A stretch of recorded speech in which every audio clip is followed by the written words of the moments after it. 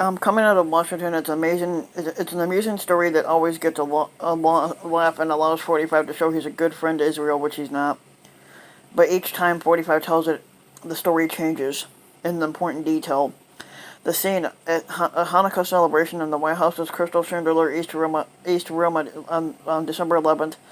45 entertained his audience by recalling a conversation with a Jewish friend he identified as New England's Patriot owner, Robert Kraft. 45 had said he asked Kraft which of his scrotal decisions was more significant. None of them are moving the U.S. Embassy in Israel to Jerusalem or recognizing Israeli sovereignty over the Golan Heights. He said neither. He says what you did by terminating the Iran nuclear deal is bigger than both. 45 recalled that's not really how it was said. 4 hours later, at another Hanukkah celebration in the same room, 45 told virtually the same story with one major exception. This time he identified the other person in the conversation as the real estate developer Charles Kushner. 4 days earlier, 45 had told the same tale at an Israeli-American Council Summit in Hollywood, Florida. That time he identified the Jewish friend in the conversation as a casino mogul and GOP mega donor Sheldon Adelson. The Jewish friend narrative isn't the only often told tale 45 has riddled with inaccuracies and inconsistencies. 45 frequently recalls meeting a tough-as-nails cop who would clean up Chicago in a week or 1 day or 2 days in some various versions. And yet another anecdote, 45 recounted meeting a police officer whose wife thinks he's a financial genius because his 401k has soared during the 45 squad and see which it hasn't.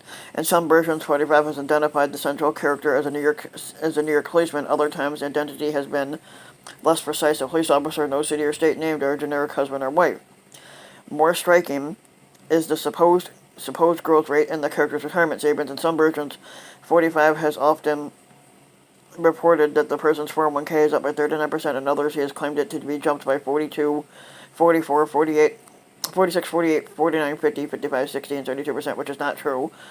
While the other overachieving theme of 45's narratives remains the same, the constantly changing details raise questions. Are the stories based on real individuals or merely composites of various people he has met? Or are they fiction, as squatterol parables concocted to drive home a broader truth about public policy? The White House did not directly address the fact or fiction question when asked to explain the inconsistencies in 45's anecdotes. There is no one better at being able to connect with the audience than 45. White House Speaker Judd Deere said, "Bullshit. 45 just basically lies to appeal to his base." Whether he's speaking at a small a round table or at a Klan rally filled with thousands of people, which 99% of the time he can't even sell out a fucking crowd, 45 was able to connect with everyone through his remarks. Not really. Many times Deere said those remarks include personal anecdotes from his Klan past, people he's talked to. Other times he invites attendees to share their stories with those in attendance in a way that illustrates important, truthful messages. He wants the audience to observe nothing he ever says is fucking truthful anyway, so... Omarosa Manigault Newman, a former 45 blower, who said she witnessed his tendency to alter his details and frequency told tales. She suspects of 45 stretching lies. None of it's probably true, or it might have maybe an ounce of truth. She said, Tony Schwartz, who co-wrote 45's best-selling book, How to Book the Art of the Deal, considers 45 stories to be works of fiction. I think he makes up stories out of a whole cloth, Schwartz said. 45 is far from the first politician to share personal anecdotes or tales involving a cast of colorful characters to help make a broader point. Ronald Reagan complained of welfare queens, which is exactly what 45 blowers are, to call attention to women who collect large government checks through fraud.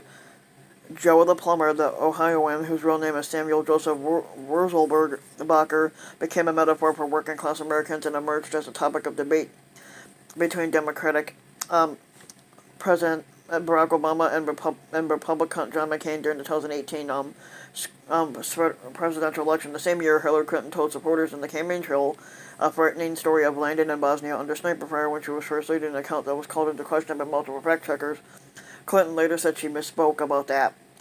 Just last fall, former Vice President Joe Biden recalled how a heroic Navy captain had refused to be awarded the Silver Star because he felt like a failure. And believe it or not tale, the Washington Post later reported appeared to be a jumble of the last three real-life events. Personal anecdotes are always a powerful way to help voters view an issue through the lens of their own inexperience and how it is and how it impacts them directly, said Kevin Madden, a political consultant who has advised several Republican candidates. Most Americans don't immerse themselves in policy debates the way Washington insiders do, so the more personal you make the debate and the more local you make it, the more invested they became in your agreement because it's more relatable, Madden said. But when it comes to exaggeration or changing details, 45 just happens to defy gravity on that front of the way that no regular politician ever could. Where most get gripped up so easily for puffing up details or cutting corners, 45 works in such sheer volume that the public and even the media has become desensitized to it. Madden said his base and his political allies also never desert him, explaining it always is a broadly correct on the merits, even if the details are wrong. Manigault Newman said she first noticed 45's habit of modifying his favorite stories when she came into orbit as a contestant during the first season of his television reality, The Apprentice. Back then, 45 liked to tell about a financially strapped family he had seen on the news and how he had paid off the family's mortgage. Manigault Newman said she later heard him recount the same story, but with one difference. 45 claimed to have paid the family's whole medical bills, not its mortgage. I heard those stories as far back as 2003, she said. Then fast forward when he launched the Squad campaign and he started telling these stories, they were constantly so different. Manigault Newman, who worked for 45's Squad campaign in 2016 and later followed him to the White House, said that 45's revisions of his favorite stories eventually became such a concern that campaign aides attempted to fact-check some of them, but the absence of detail and 45's lack of recall made that an impossible task. The family whose mortgage or medical bills 45 claimed to have paid, 45 cannot offer aides even basic details such as whether the family lived in New York or somewhere else. Manigault Newman said 45's attorney at the time, Michael Cohen, looked for financial records to back up the story, but found nothing. When aides asked 45 for specifics, he literally looked at us and said, "What difference does that make?" said Manigault Newman, who wrote the tell-all book after she was first at the White House in 2017. We kind of threw up our hands and just decided we weren't going to be able to get him to tell the truth, which he never does anyway. Schwartz said that he had the same problem while working on The Art of the Deal, a book that would make 45 a household name. During the reporting of The Art of the Deal, 45 told me multiple stories about his deals that turned out not to be true, which I discovered by interviewing other people who had been part of those deals. One story that made it into the book involved construction of 45's first casino in Atlantic City. 45 claimed he was worried about the Holiday Inn Corporation, a potential partner, would invest in the project if it discovered that not much work had been done.